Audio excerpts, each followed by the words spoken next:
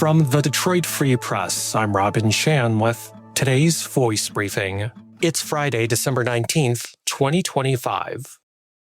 I'm Violet Economova, an investigative reporter at the Free Press. Detroit Police Oversight Board members have said they'll explore curbing minor traffic stops in the city after 2 October police shootings started with stops for equipment violations like obscured license plates and tinted windows. As Detroit considers the changes, other Michigan cities are offering a preview of what those policies might look like. Washtenaw County, Ann Arbor, and East Lansing have all restricted low-level traffic stops in recent years, aiming to reduce racial profiling and prevent encounters from escalating. Washtenaw County has reported a sharp drop in stops, uses of force by police, and assaults on officers since its policy took effect, alongside declines in crime and crashes. Ann Arbor's experience has been more mixed. While equipment stops have plummeted, overall traffic stops and racial disparities persist, showing policy changes alone don't instantly reshape police culture. Supporters say limiting minor stops can improve safety for both cops and drivers. Critics argue the stops remain an important crime-fighting tool.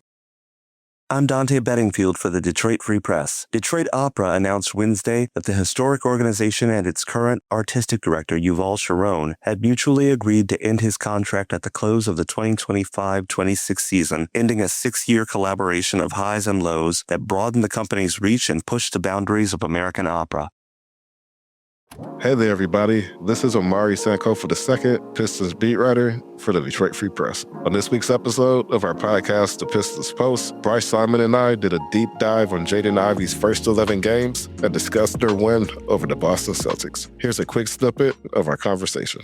Mixed bag. We've seen him knock down threes, which is good. He's at 33% right now. Sample size not enough to necessarily know, one miss, one make can sway that quite a bit. The paint stuff has been concerning because we still see some of the same issues. I'm trying to be patient and let him kind of really integrate and wait until we see him playing 28 minutes a night to really have a feel. Should we be concerned that Ivey hasn't been playing with the ball in his hands much? I'd be interested to know your thoughts on that, O2, in terms of, do you feel like he's not getting enough on-ball usage so far through these 11 games? No, that doesn't concern me.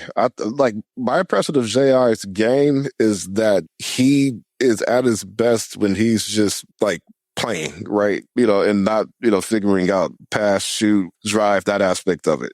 I think when he's on the court with another guy who can handle the ball, you see things opened up for J.I. a bit more, and now, he could attack open lanes and get open threes. I think a mix with him works. I think we saw that last night, where he was a little bit more of an on-ball initiator late in the third quarter and has some, good moments with that. But in general, I don't see J.I. as a point guard. You want him, handling the ball and, pounding it and figuring stuff out. To me, that's just not his game. I think when he has the freedom to sort of pick his spots and attack, I think he could be a lot more dynamic. And, if he can knock down threes, I think just by necessity, he's going to have to be in the corner at times because who else are we going to put in the corner in certain lineups? And I think that's fine, especially while he's working his way back. I don't have an issue with that at all. I think his usage has made sense.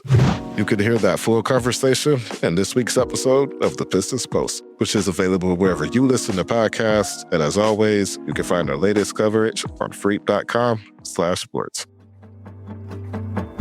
Find more from the Detroit Free Press on freep.com. That's FREEP.com. Thank you for listening. Have a great weekend, and you'll hear more from us Monday.